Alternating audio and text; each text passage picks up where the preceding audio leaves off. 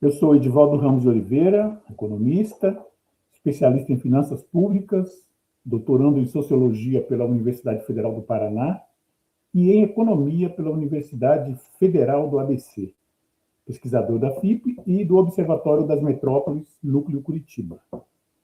Colaborei com o dossiê escrevendo o artigo O Resgate da Vida do Trabalhador, subtraída pela apropriação da mais-valia capitalista.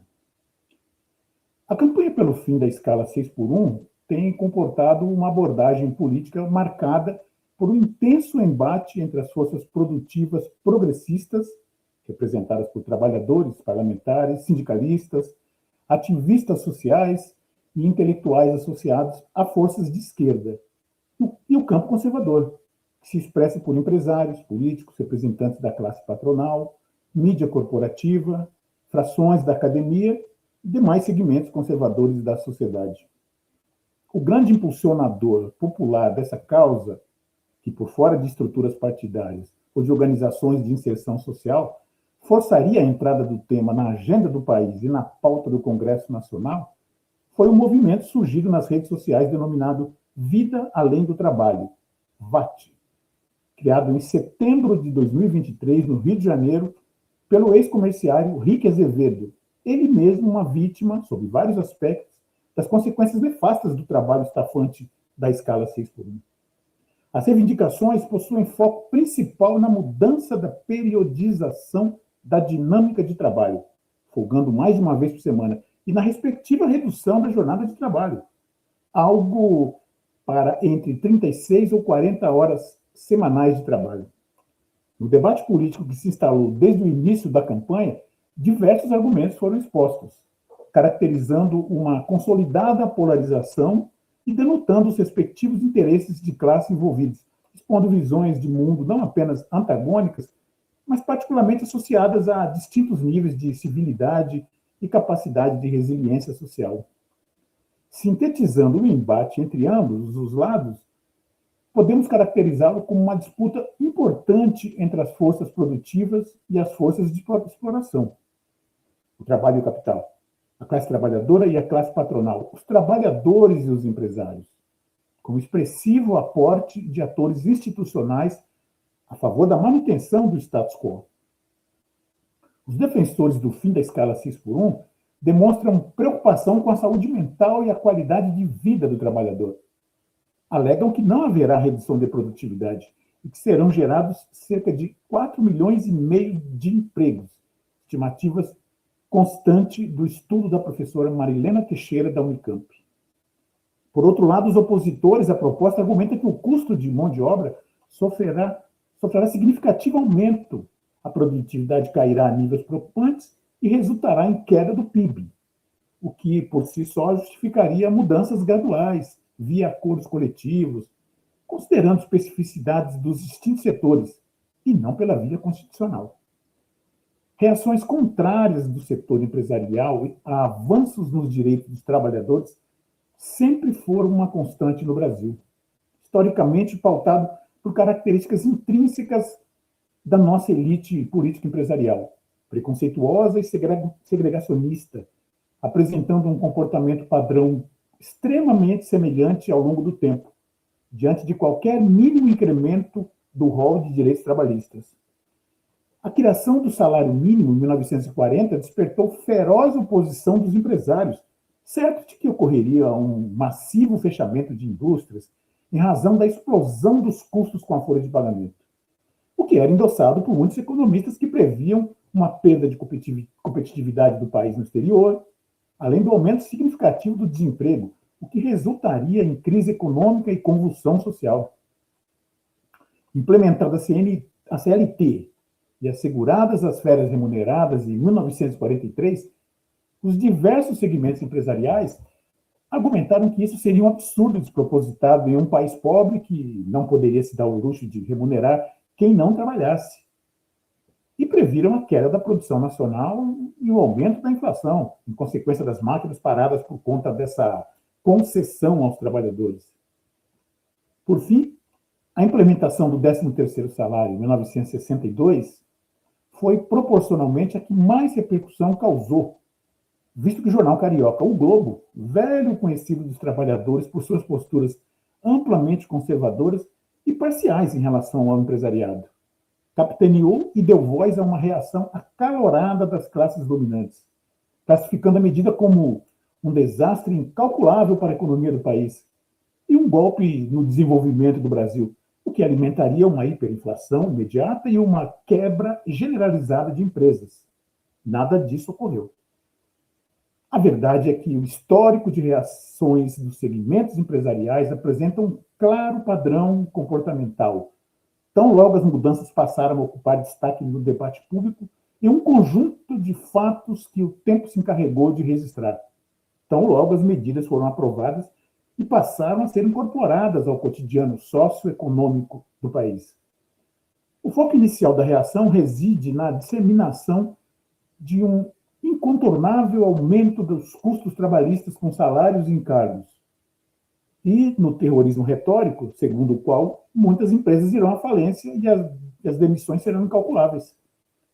Contudo, implementadas as medidas, ocorre uma adaptação natural à nova realidade, com a acomodação das posições contrárias aos novos horizontes que se anunciam.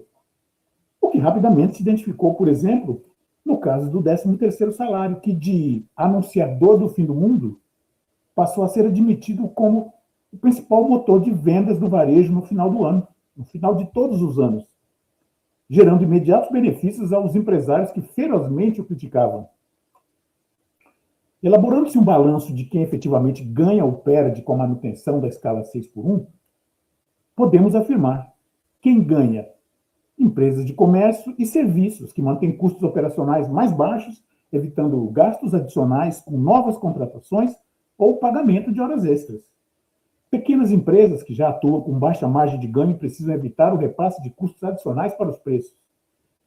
O conjunto das empresas, com a redução do risco inflacionário associado a mudanças ocorridas sem planejamento prévio. Quem perde? Os trabalhadores, submetidos a jornadas de trabalho exaustivas e desumanas, que impedem a existência de tempo para lazer, estudo e convívio social. As mulheres, com carga de trabalho sobrecarregada, prejudicando a compatibilidade possível entre o trabalho e a jornada doméstica de cuidados. A produtividade da economia nacional, afetada pela dinâmica de exploração dos trabalhadores, impossibilitados de se qualificarem por meio de cursos de especialização, dado o pouco tempo disponível para tal. E o mercado de trabalho como um todo, uma vez que a estimativa de criação de vagas não se realizaria, contida a necessidade de ampliação do quadro de trabalhadores. Em síntese, os principais benefícios para os trabalhadores seriam de várias naturezas. A saúde física e mental, com a redução de casos de burnout, com a queda dos níveis de estresse e a plena recuperação do sistema nervoso. Melhoria do sono, mais tempo de descanso e combate a crises de insônia. Prevenção de doenças ocupacionais, por uma menor exposição a situações geradoras de casos de Lehr e Dort. Vida pessoal e profissional. Maior tempo em família, um dia a mais de folga permitiria uma maior integração e participação na vida e na rotina da família. E aumento do tempo de lazer, com a possibilidade de efetivo descanso e fruição da vida. Com a qualificação e educação, pois possibilitaria o início ou a retomada de processos de requalificação profissional, permitindo vislumbrar avanços profissionais. Os ganhos efetivos, os ganhos financeiros efetivos, com a valorização da hora trabalhada, fruto da convergência entre a redução das horas trabalhadas e a não redução do salário. Economia com custos decorrentes de transporte e alimentação, reduzindo-se os gastos com os deslocamentos e as refeições que deixarão de ocorrer por conta do aumento do número de dias não trabalhados, dias de folga. E, por fim, a produtividade e a motivação do profissional. Com maior tempo de descanso, tendem a demonstrar um maior foco nas atividades que desempenham, cometendo menos erros, aumentando a segurança e desenvolvendo sentimento de satisfação com o trabalho.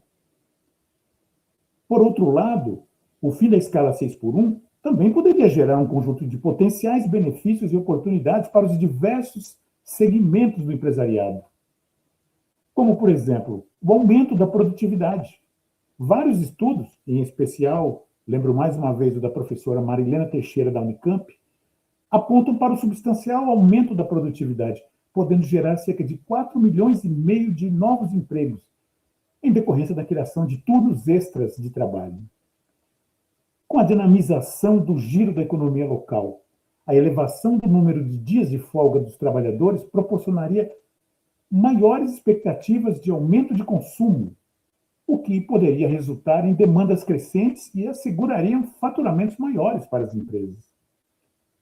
Com a queda do absenteísmo, por conta da redução dos episódios de falta por motivo de saúde e de turnover, a rotatividade, reduzindo custos variáveis e com rescisões trabalhistas para as empresas. E, por fim, a modernização empresarial, com a redução das horas trabalhadas, as empresas seriam impulsionadas a investir em recursos de automação e digitalização de atividades específicas, buscando evitar a queda da produtividade e mitigar os efeitos da redução das horas de trabalho humano, qualificando a percepção pública com que são vistas nos distintos mercados em que atuam.